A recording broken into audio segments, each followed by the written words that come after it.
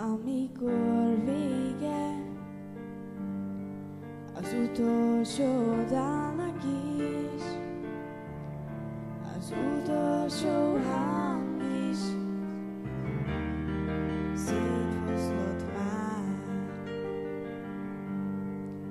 Magányos tárgyak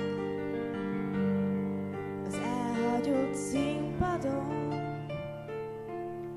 fölborult székek és konokhomály,